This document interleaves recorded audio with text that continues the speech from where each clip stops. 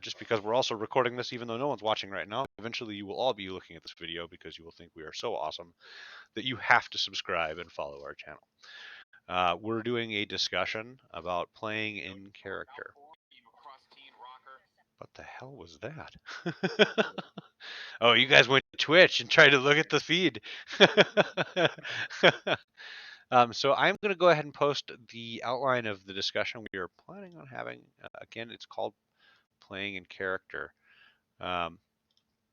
So, well, that's weird that they do it that way. They won't. I'm going to have to like change the size of that. Interesting. Okay, let me fix that. And we're just going to pow. No, that's a little stupid.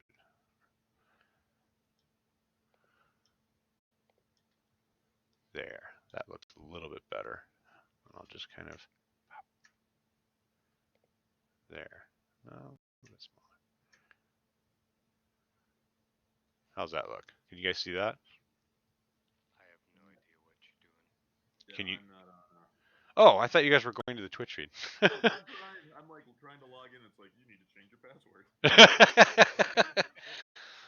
Well, so here I'll read the outline. If you guys can find it, great. If not, whatever. I got the outline opened up. Okay, perfect.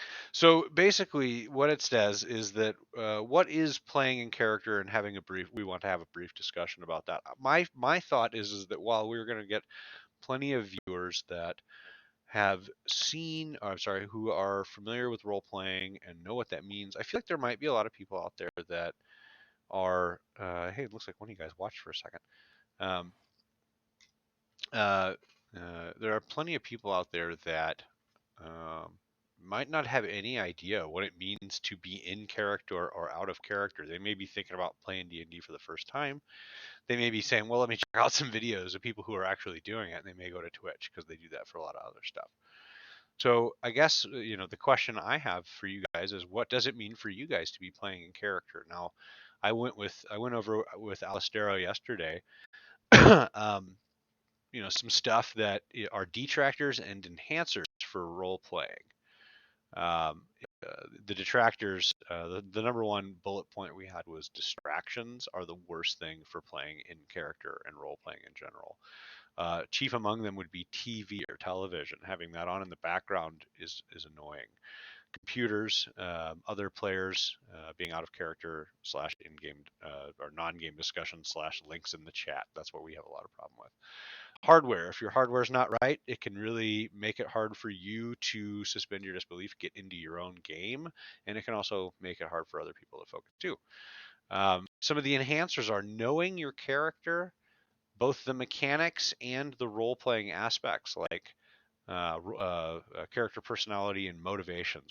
Who are you? Why do you do what you do?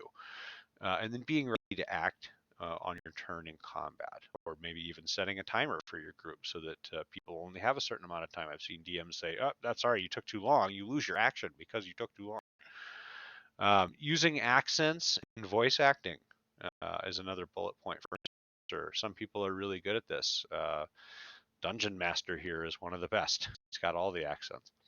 Um, so anyways, that's kind of the outline, the overview of like what I wanted to talk about, just for us to have out there on the interwebs for Progeny's sake, because I feel like our group specifically is pretty good at a lot of these things and also pretty bad at a lot of these things too. So yeah, what Alistero, kick it off. What does it mean to you to play in character? Yeah, so I guess I know for my part, I know one of the big things that I do that takes away for other people is Lost. I still hear him. No. What just happened? I just lost him. He was talking and then he just cut out. Sorry about being so disruptive earlier. I was on the phone with a friend of mine who is an alcoholic and he's drunk. Oh. And we are live, by the way. Yeah, we are live on stream right now.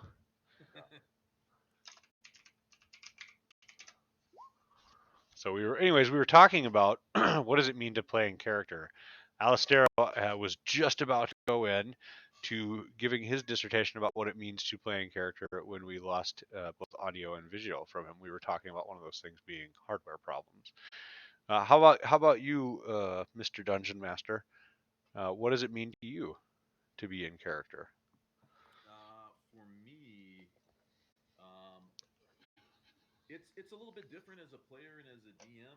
As a player, I think you have a lot more sort of meat to go off of. Usually, you've got a much more concrete idea of you know who this character is.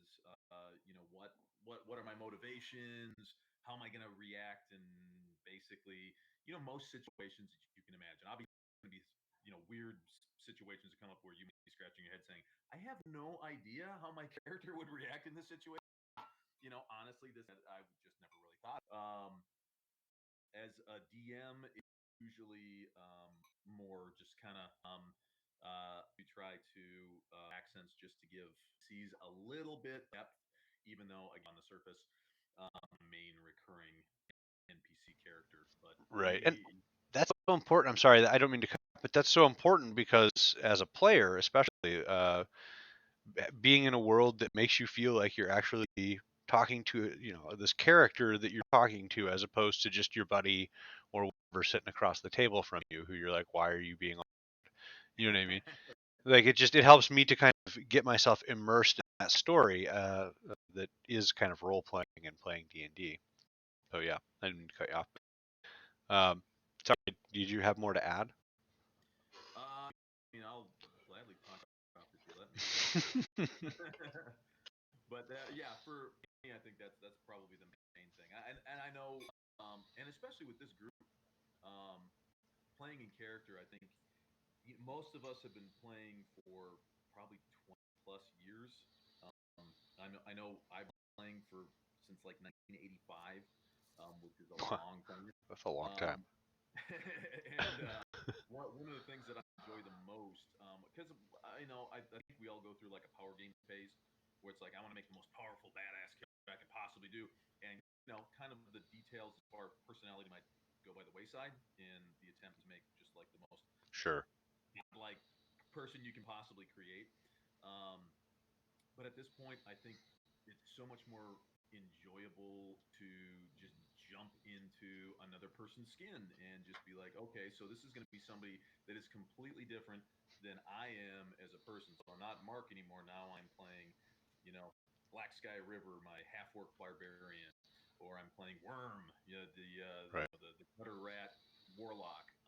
Two very very different characters, and it's the whole role play aspect of it that gets really fun. And in order to really create a really deep, meaningful character, it does. It takes at least a little bit of work.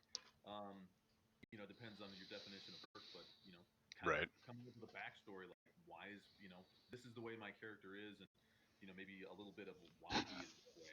Because if you're a guy who's very angry and quick tempered and quick to lash out and very authoritative and sort of one of these like iron fisted type characters. Well, why is he like that?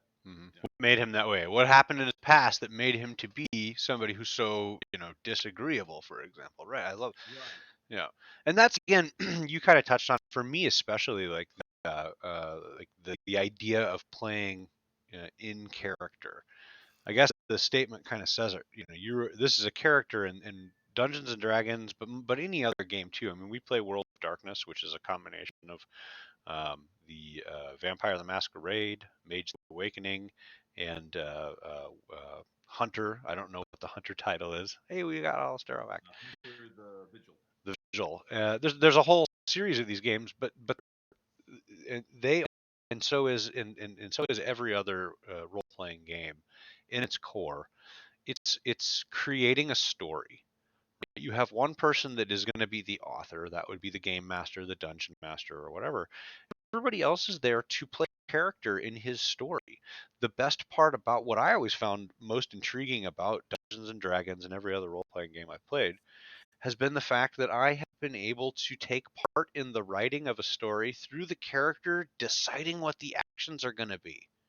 right? It was just like when I was a kid and I got to read those choose your directions. Adventure, yeah.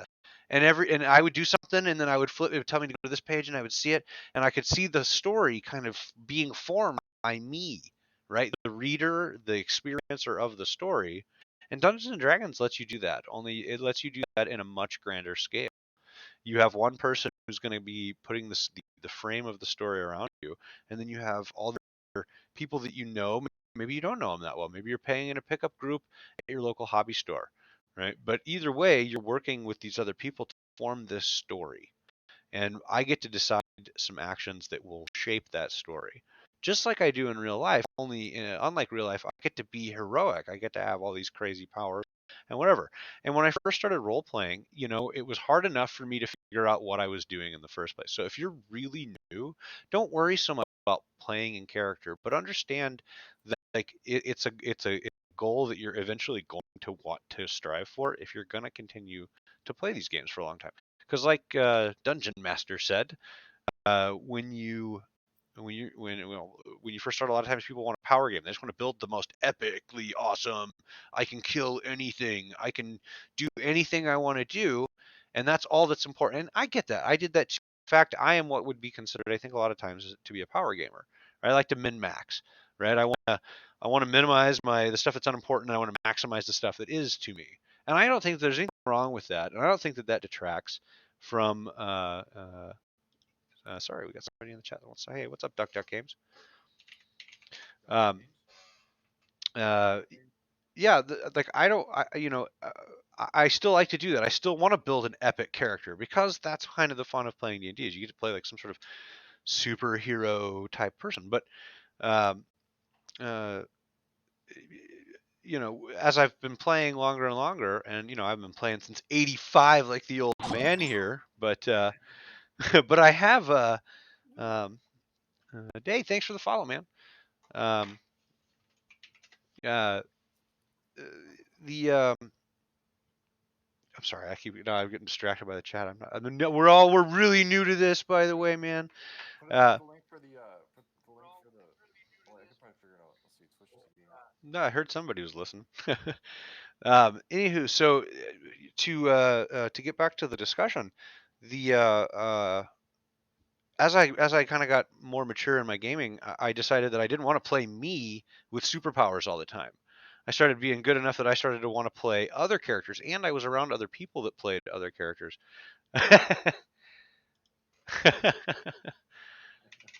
Right. um, banned for life. Uh, so so I wanted to play other people, and in order to play other people, I had to think about how these other people would be different than me, and I have to try to remember that when I was playing them in game. And so a lot of what we're talking about playing in character with these detractors and enhancers is that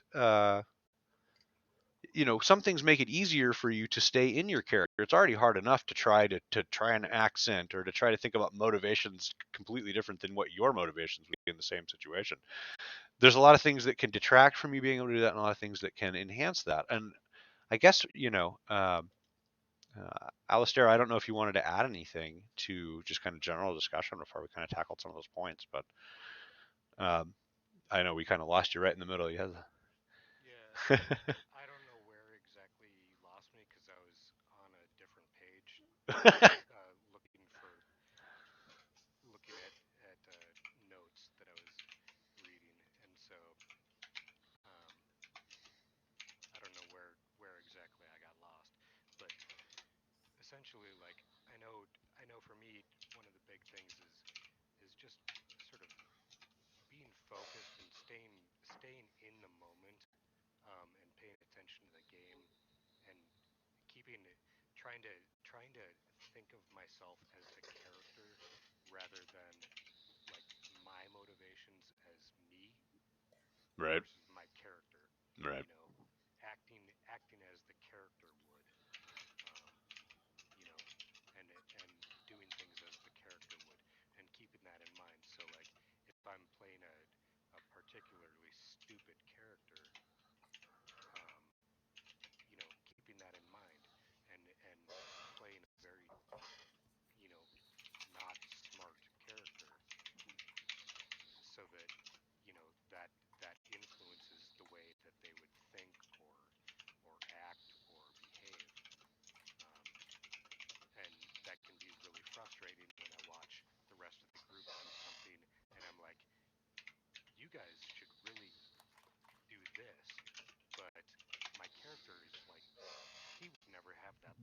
Right. So Using out of game knowledge, yeah. yeah, yeah. So I mean, it's very. So I mean, those are Perfect example. Out of game knowledge. We didn't have that on our sheet, but we should have. Out of game knowledge is important Yeah, because yeah. that's a thing, right? Like, Oh yeah, it's an easy trap to fall into because you're just like, oh, well, wait a minute. Obviously, I saw this before somewhere, and so in my normal life, and so cool. We should just do this, and it's like, well, wait a minute, but does your character actually know that? Or saying, oh, well, hey, this isn't. You encounter like a monster like an owl bear for the first time. mhm. Well, it's the first time your character has encountered it, but maybe you've played different campaigns and done owl bears before, so you're like, oh, okay, hey, I know exactly what to do here. Here, let's do this, X, Y, and Z, Right. and I plan. know it has a weakness to fire, so Oh if yeah, we just need to coordinate our wizard with our oil lantern carrying fucking everybody else, and right. we'll get them all to smash their oil onto the owlbear, and then we'll have the wizard run in there and use burning hand. That's You're right. That's out of game knowledge. You know that as a player because you've been playing for a while, but your character, a first level freaking commoner who's like just learned how to use a spear. What do you know about owlbears? Whose upbringing is a baker. I have the opposite problem where my character knows a lot, and I don't have any real world knowledge about Yeah, anything really. Yes. Well, that's yeah, and that's the flip side of it. Is it's right. going. I think my character should probably know something about this. Can I get a roll, perhaps? Right. What?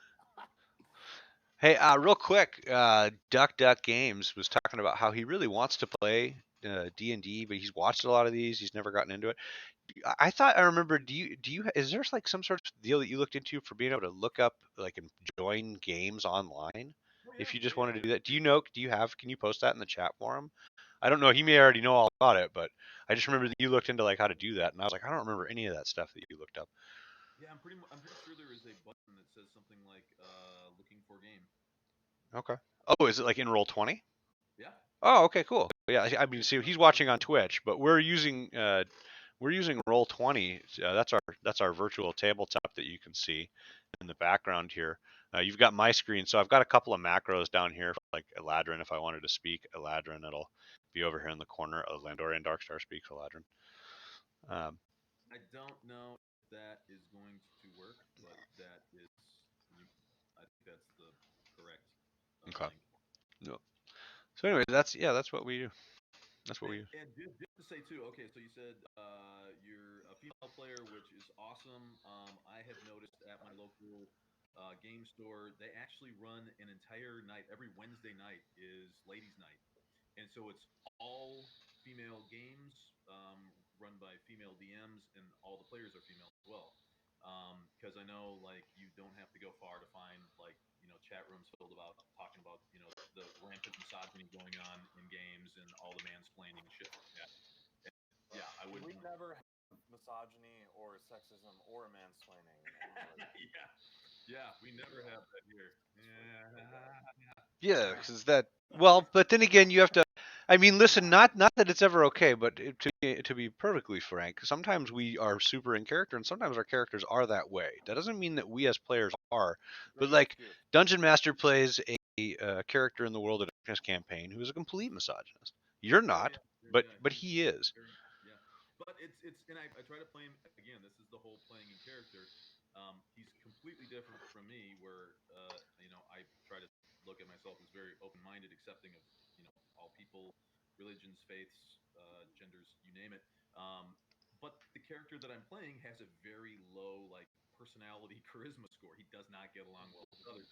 It's like how do you actually translate that into like the person's why do they have such a low score? Well, in my case, I was like, I think it's probably because this guy's just an asshole. He's misogynistic. He's probably like phobic of you name the phobia, he probably has it as far as personal personality types. And that's how I play it off. And again, not me, just my character. And if we ever run into that, boy, that campaign. Dude, I But think we should. Oh, never mind. I just. um, but yeah, yeah, and it's like Lando was saying, like you don't have to do the whole getting into character and trying to play in character and do all the role playing. Right. Just know that if you're not doing that, you're doing it wrong. You're critically failing. which is something that we've all done. Yeah, I mean, we are. I mean, that's not. I mean, that's just it. Is it? We have a whole list of stuff that's of things that can make it harder for you to play in character, which is like kind of the pinnacle of your gaming. I think is playing in character, getting so immersed.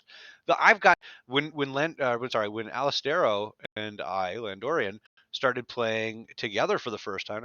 I had played before, but I don't know if it was your first time or not, Alistero. It was. But he and I were so in, and actually Dungeon Master was the Dungeon Master for that campaign in person. But when we were so in character, we had both gotten so into the game that literally he and I got mad at each other to the point where we were like standing up and yelling at each other, like almost about to go to blows. We're like really In close real life, friends yeah. in real life. And then we stopped and looked at each other and realized we were mad about the game we were playing and both just started laughing hysterically. And that's, I guess, that's the type of gaming that is the most rewarding when it comes to this type of game. Mhm. And then like Yeah, you know, yeah, because we both were so in character that we were getting angry at each other in game, and it was it was a very rewarding experience. yeah, yeah. Um, so I guess some enhancers, things that make it a little bit easier to play in character. The first of which that I could come up with, along with Alistair yesterday when we were talking about this, was know your character. Right. The first thing, and this is something that is your responsibility as the player, and there's really not any reason that you shouldn't kind of be able to do this naturally after you've done it a couple of times, because you're looking up the rules in the book to put your character together. You should be. If somebody else is doing it for you, I get that. I've helped people put their characters together before. But if that's the case, like you should still be taking the time to look at the stuff yourself, afterwards or beforehand, like the rules of how your character works. What happens for getting from first level to second level? What do you gain when you do so? And so I guess the first thing under knowing your character is the mechanic, the rules of the game. Especially how, yeah, I'm not asking everybody that, to play is to try to figure out everything that there is in the Dungeon Master's Handbook, the Player's Handbook, and the Monster Manual. Right? There's a lot of rules in there. But what I'm saying is if you're playing a rogue, read the rogue section. Read it a couple of times. When you play, have it open, handy, so that you can look at it and say, what am I doing?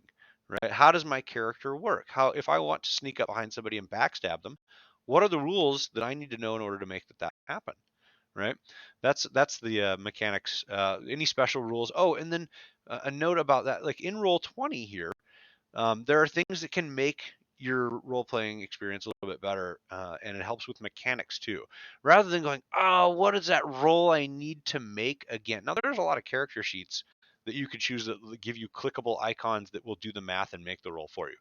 But sometimes, if you're, especially if you're not using one of those, or if you're doing it in real life, you just need to know it. But another something that can assist you in Roll20 is the macros, which you can see down here on my screen. I've got 4 of them up here. There's a bunch more on our character sheet that we use, so I don't need them as much anymore. But this one is just one that I click, and over here it doesn't note that says Landorian Darkstar Speeds Eladrin. I've got one for Burning Hands from a different edition, I think. It's probably rolling incorrectly.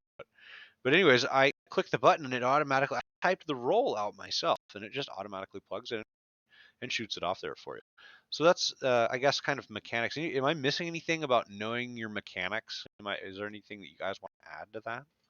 Oh crap! I mean, there's D&D is rife with all sorts of situational mechanics. I think they've gotten a lot better in fifth edition. I know like Pathfinder, like 3.5, stuff like that. In order to try to make it as realistic as possible, they sort of had a rule for every situation. Like what's my armor? What's my armor if it's wet outside? What's my armor if I'm sad? What's my armor class? If I'm constipated. Like they literally would try to like cover every scenario. Like yeah, and it got really burdensome. Tried to kind of streamline that in sake of you know and try to get things moving along. But yeah, kind of like knowing like what's like the main shit my guy does. Are you a barbarian? Do you like swing an axe a lot? Well, yeah, you should know that how much damage you do. What's your plus to hit with your axe and kind of just go with that. It's like you don't necessarily need to know like exactly how many days I can survive if I don't have food or water, or how long I can hold my breath. Like there's actually rules for all that shit. But it's more situational. It's one of those things you probably have to have it memorized. You can look it up, if it becomes like a deal where you actually need to know it. Because yeah, you try to memorize all that shit, you're gonna Right. be you're gonna be Yeah. overwhelmed really quick. Yeah, and you don't need to know all that stuff, but if you do know it all, it helps, right? Like it helps you just stay in character because you don't have to be Sure, flipping through yeah. stuff If up. you're fucking Rain Man and you can all that shit, yeah, you'll be great. One And thing, good DMs will also be able to guide that. Right. A good DM will be the experienced player who's already got a lot of that background knowledge and know how to, if they don't know it intrinsically, they'll at least They're have ready to go because that's their job is to know how the rest of the world works. You need to know your character, and the DM will figure out the rest of it. Honestly, DM is the hardest and most rewarding position you can play. And being a good storyteller and seeing your story kind of come to life is super rewarding. But it takes on a lot of responsibility to know a lot of stuff. You have to understand how things work because you need to keep your story going for your characters who are trying to immerse themselves, and so it's yeah. kind of your job to set the stage for them. Yeah, and one thing I would say, as having 30 plus years of D&D experience and DMing experience, if you're a newer DM, or you don't have a lot of experience, don't be afraid to just fucking wing it. Don't, Yeah, rather than, that's the best. at a big climactic moment, if like they say, okay, well, this particular spell means that you're going to have to know what your character's hold breath limit is, like I was talking about, and you're like, rather than taking 15 minutes and like pouring through the rules, like shit, where the hell is it? Just say, oh, you know what? Hey, you know what? I'm just gonna make a call and say it's your Constitution plus 5. Right. Or it's Yeah, makes it easy, keeps the story going. yeah, Yeah. yeah. As a You can. yeah. That's the great thing about it. I think for some players might have a problem with it and say, well, hey, actually, if you can look up in and it'll happen, and then you can always just say, hey, cool, you know what, next time, cool, we'll do it that way, absolutely. But in order to keep things moving, don't be afraid at all. Just improvise, make shit up on the fly. Right. Again, I think the main thing is to keep the story going, keep it interesting for the players, and people will lose interest really quick if you spend if you're like, okay, hold on, here, let me for the next 15 minutes, you're just watching the DM like flip through a book, and oh, hold on, it's nothing. Yeah. yes, stranger things have happened. Yeah. Shit. What else was I gonna say? Oh yeah, I posted in the Critical Fail on the thing, the thing that the kids are watching nowadays, that Mm-hmm. thing that we're doing, and Mm-hmm. then also in our thing here, there's a link to Palladium Games, which is a complete offshoot. It's not related to Dungeons and Dragons at all. It has a much more, I think, realistic view of alignment, No, because that's Dungeons cool. and Dragons Really is neat. like, yeah, it's like, what's your alignment? It's like, if you're lawful, you're concerned with the law and the order of things, and it's really kind of like metaphysical mumbo jumbo, and it's Mm-hmm. really hard to like wrap your head around what the fuck does that mean. Like, if I'm not, Right. does that mean I just sit there and twiddle my thumbs while people get murdered because I'm upset the balance? And I think it's been a point of contention for longtime players for quite a while. And there was a game company called Palladium that Ah, they did whoops. a lot of different games, and they came up with a different alignment system that was based in like real world actions. Like, would your character kill somebody? If it meant saving another life, would they kill somebody fun? Would you torture somebody in order to get information that could save somebody else's life? Would you steal? Would you, like, very, very kind of like situations that are actually going to come up. Um, and I think a lot of times you can kind of take a look at, when you're like thinking about your character, because these are situations that are going to come up when you're playing, no matter what role playing game you're doing. There might be a situation that comes up where it's like, okay, well, this bad guy might get away because he's holding this, this innocent person hostage. Like, shit, Mm-hmm. well, what do I do? Yep. Like, and then you're left with, what would my character do? What do I? What? This is a messed up scenario, and now you got to think. Okay, what would I? The first thing you're going to think of is what would I do, right? Because that's human nature to think, what would I do, Right. right? And then Well, then you have to pause and go, wait a minute, my character is not the same as me. Right. how would it or he or she or whatever, however it chooses to identify, how Mhm. would that character choose to behave in this situation? You actually segued without me mentioning it from mechanics into role playing, which is really kind of the heart of what we're talking about. Like your character personality, your motives. I love that link, by the way. That was excellent because that really does it. Like I read like a few of like the first couple of sentences of each one. Right. And you're like, holy shit, this actually makes Yeah, sense. right. I couldn't figure out for the longest time. It took me. It was so hard for me to understand what that meant, and I was like, fine, I'm just pure neutral because I can't really pick I can't pigeonhole myself into these alignments that they're Right. talking about. Right. Yeah, because it's like, well, okay, so if I'm chaotic neutral, does that mean I just kind of run around and you never know what the fuck I'm gonna do next? Like, I Right. might go and punch the barmaid, or I might go and propose to her. Hmm. I like nobody knows. I mean, it kind of sounds like Chudwell actually. But um, no, and as a player and as a DM, I think in my experience, the most memorable gaming scenarios, my most fond gaming memories usually come from these sort of moral quandaries where it's not like some big battle Right. against some big bad guy where you're just rolling a bunch of dice and doing a bunch of damage. Like in this particular campaign, like 6 years ago, the characters were left with a moral dilemma. They were in a walled off city. The rest of the world around them had been hit by a plague, a zombie virus, um, and so the people on the inside were technically safe. But there were a number of people now on the inside of the walls that had shown signs of the virus. They had not turned into zombies yet, and there was no proof that they would actually turn into zombies. But there were enough people where if they all turned into zombies at the same time, it would completely overwhelm the number of player characters, and could basically destroy the entire city. So they were left with a choice. The city left it up to them. Like, what would you like to do? Do you want to wait and take this on a case by case scenario and risk the chance that they could all turn at once and completely overwhelm the entire city? Or do you want to euthanize people? Which is obviously another very, very difficult decision. Yeah. There were also thoughts of, well, hey, we could just let them outside, just put them Right. outside the Just put them gates out and the wall, sacrifice them. right, right, right. And At least we're not killing them, like, though. well, you might as well just kill them in that case because you're Right. sending these unarmed, sick people out in this Right. zombie world. And yeah, but it was one of these things where the actual, the players had to sit there and really get into the Deliberate it scenario. and really think Right. about the moralistic obligations that we had. Right, right, right. Think how like what does my character actually think about this? Like not me personally, but like what would my character do? Because if you're playing like a very selfish, more self-centered person, they might just be like, hey, well, fuck it, I'm not gonna, Right. risk endangering my own safety just for the sake of these, peasants. Right. Um, and on the flip side, you might be playing a character who is, very scrupulous, and they would Right. much rather see Absolutely. a thousand guilty men go free than one innocent man in prison. Right.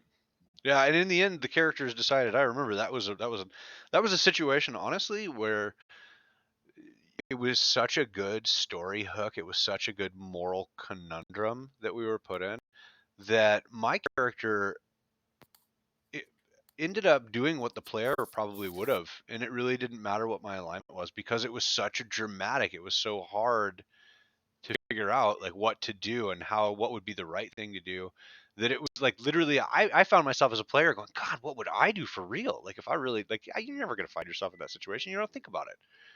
But because we were put in that situation, I'm sitting there as a player, like really emotionally tied to this situation that's going on in game. And I was so immersed in the story. It was such a good job by the dungeon master that I really had having to search myself and figure out what to do. And it was amazing gaming. It was some of the most fun that you can have. Yeah, Um, yeah. I think that probably so this particular campaign has been going on for like 7 years because we're slow. We like to get sidetracked we on don't want to rush into anything. but that I think stands out as possibly one of the most memorable parts of the entire game. Again, this was like 5, 6 years ago, something like that Yeah. happened. It was fairly early on in the going. It was Yeah, that was we really already early had on. Yeah.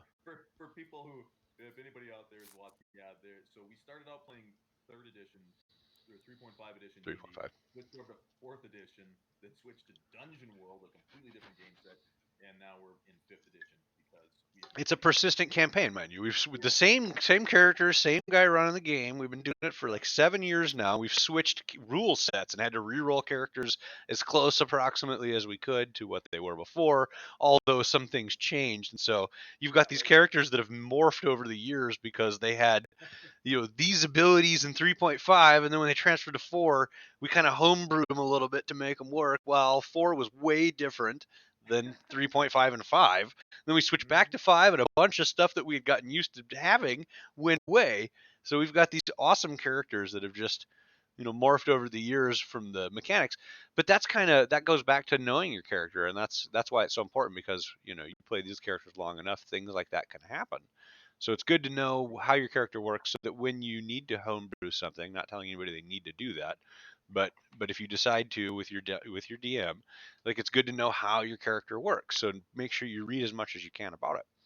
Yeah, I mean, my character actually died, came back, died again, wanted to come back, but couldn't come back because somebody else started a character that was basically a carbon copy of his character. And so I got stuck playing a different character that I didn't want to play. And now I'm now playing that character because that's what I got left. But So, real quick to interrupt, Stone, we are live on Twitch right now. We've got a couple people watching too. Say hi to Duck Duck Games. Awesome. That's that game still here. I think so. Yeah. I will say, Alistero, you do rock. At Alistero. well, thank you. I appreciate that. I do my best to play the weird wolf that got stuck in this party. Yeah, you definitely get stuck in this party.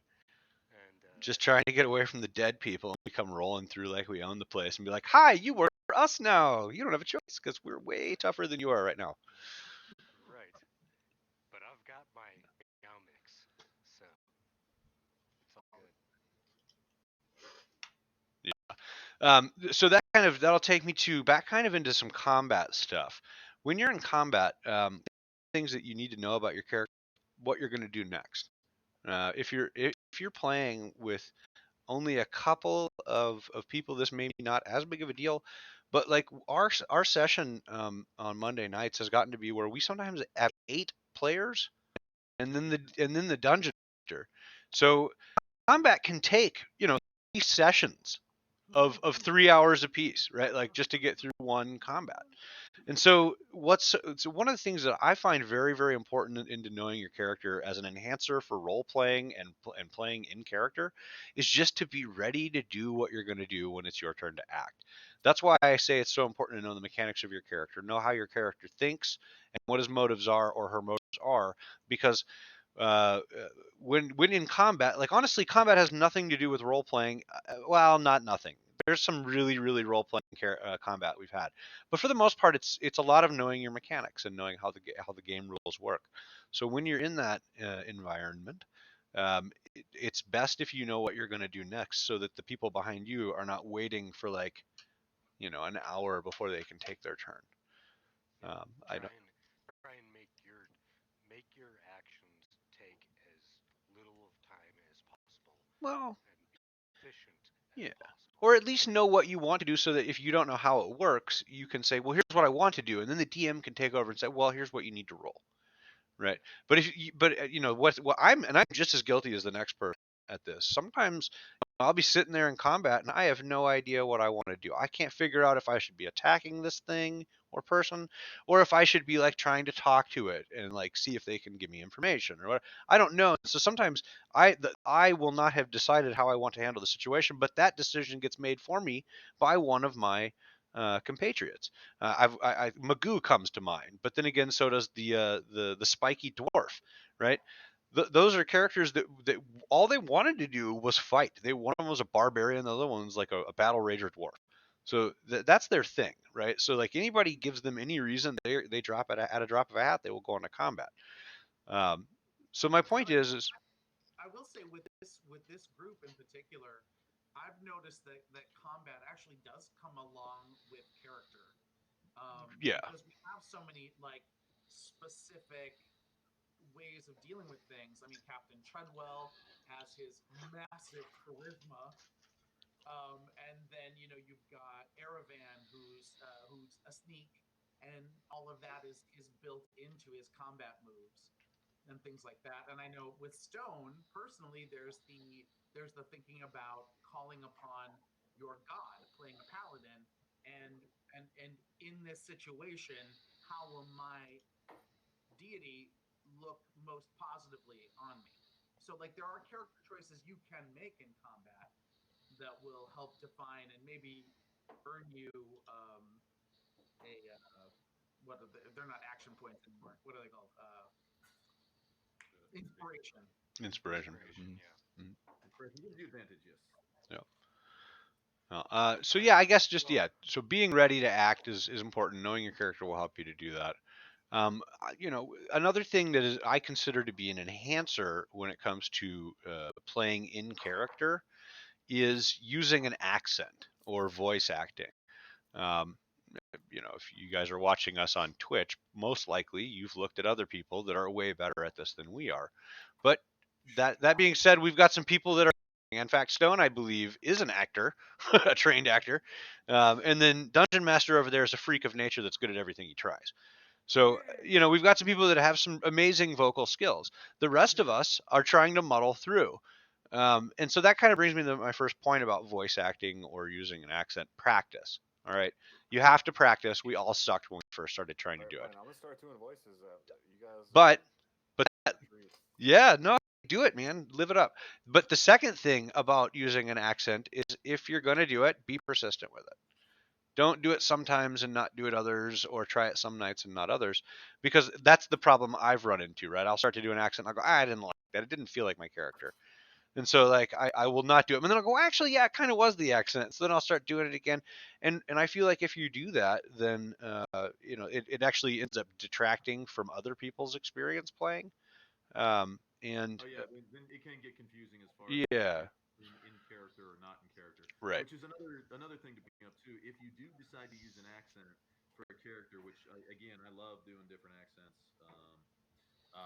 it's then really easy to tell when somebody is talking in character as though like they're saying exactly what their character is saying, and then out of character. Sometimes you'll say something just Yeah, tongue in cheek or whatever, and then the DM will be like, "Wait, did you really say that?" right. And if you're using your accent, then you can, yeah, And what that's what's funny. You're brilliant. So that's actually the third like and final point I was going to make under using accent and voice acting is that if you're doing that, it will help not only the DM to know whether you're in character or out of character. Are you saying that in game or are you using out of game? It'll also help with your other players. They will know whether you're talking to them or if you're meaning to talk to them as a player and like ask them a mechanics question about like, hey, do you know how far somebody can? How do you determine how far you can jump? Right? How does that work? Okay. Instead of if you're in character and you're normally talking about you know uh, get over there and take them boys out, and then you look at one of your players and you say, hey man, can you tell me how to jump real quick? Like they'll know that you're actually talking to them out of game because you're already using your really burly accent when talking to them. So my point is that it's an enhancer in that way, but also yeah, if you're not persistent, that it can be a detractor, and I think that that's what we were talking about. I think though too, I something that I have like when you run across a rare player who can use their regular voice and still come across with a fabulous character, and who comes to mind is Captain Treadwell. He yeah. doesn't put on he puts on a little affectation, but he comes across Yeah, as a really huge character with this great charisma, which he sure. has, of course, naturally. Yeah. Well, and that's you don't have to use an accent to be in character, right? You can play just using your normal Landorian. I don't use much of an accent because when a long time ago I was trying to figure out what accent I wanted to use, and I just nothing seemed to fit right, and so I just ended up talking in my normal voice a lot of the time. So I kind of stuck with that with Landorian. But in other campaigns, I use accents. So you can you can have an immersive. It's not we're saying if you don't use an accent, you're not playing to your potential because that's not it. You can use your regular voice. But it's if you do it right, it can add more to your gaming experience for you and for everybody that you're playing with. John, I don't like using accents at all, really. It's Yeah. not my thing. Sometimes we can't get Stone to stop talking. Like we're like, dude, you have to stop talking in accents when you're out of character. Do your awesome Native American accent. You're trying to trap him. Oh, I forgot I'm still on this page. I'm so sorry. I don't know what you're talking about. I don't. I do. Native American accent. Native American. Yeah. So there it is. Great. Love it. And we're isolating that clip for future use.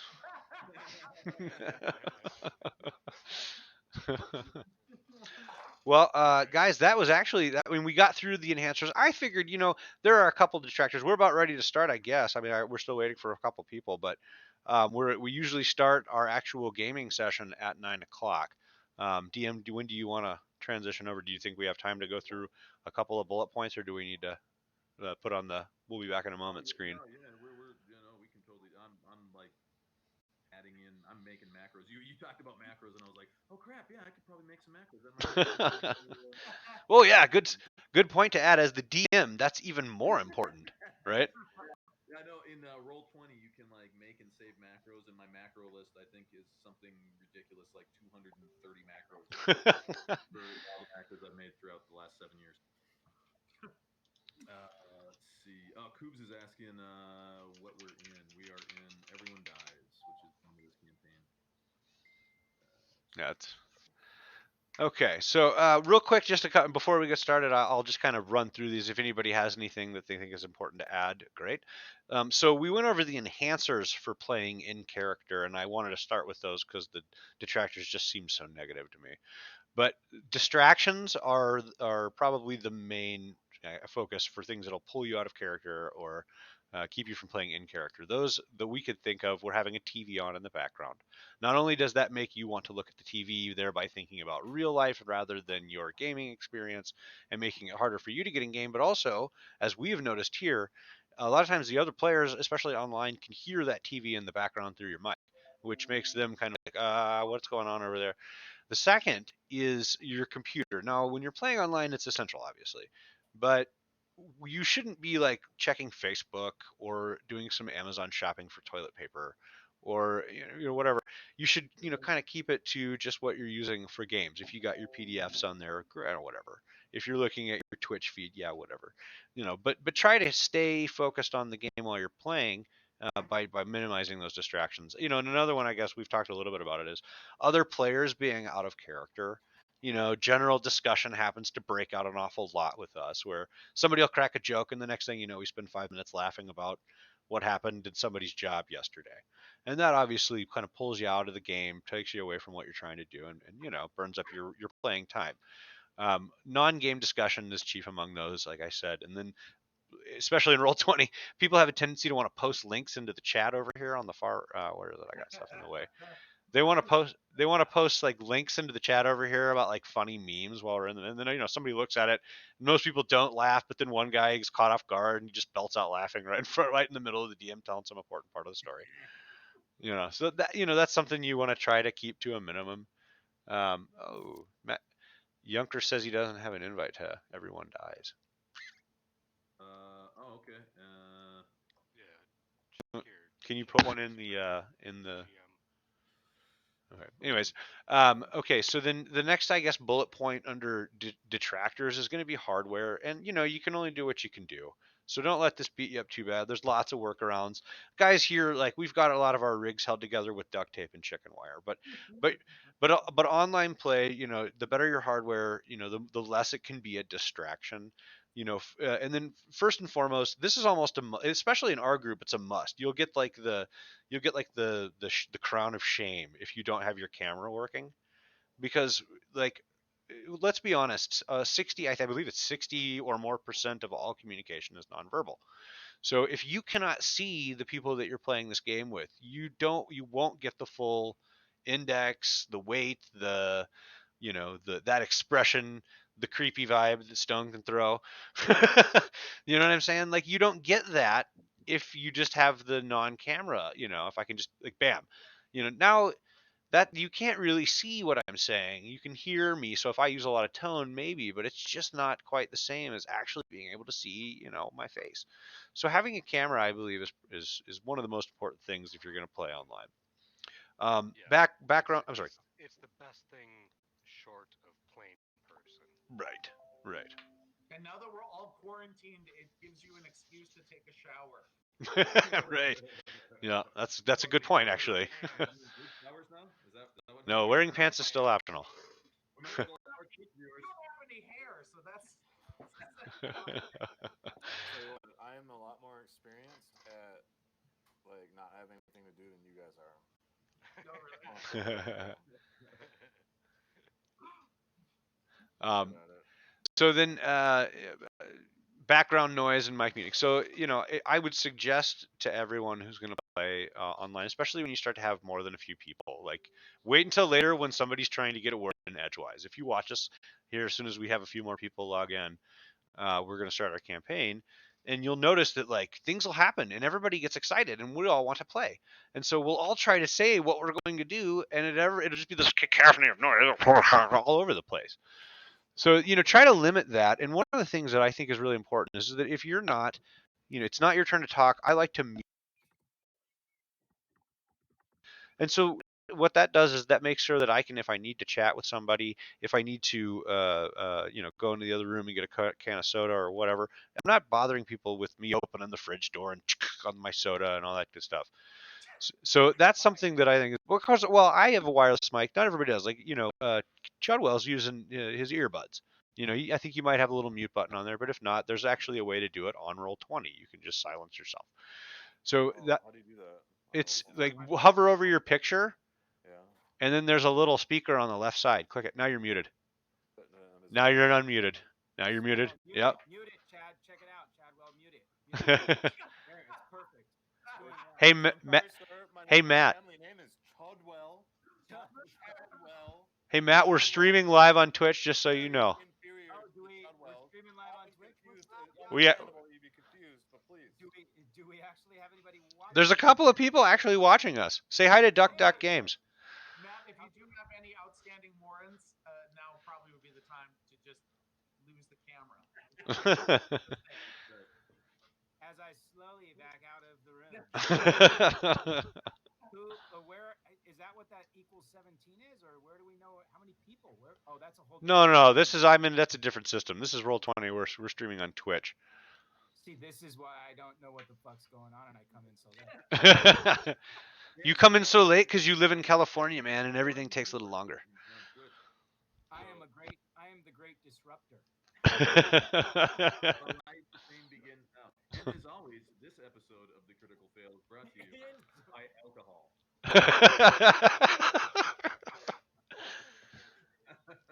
Alcohol and C4. Or maybe a bank. I don't know. That's something too, Landorian, that is often discussed about kind of distractions around the table. Is some people are not a big fan of booze at the table. Some people aren't. I'm not a big fan of booze.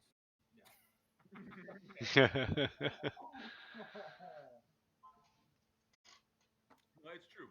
No one has anything to say to that one.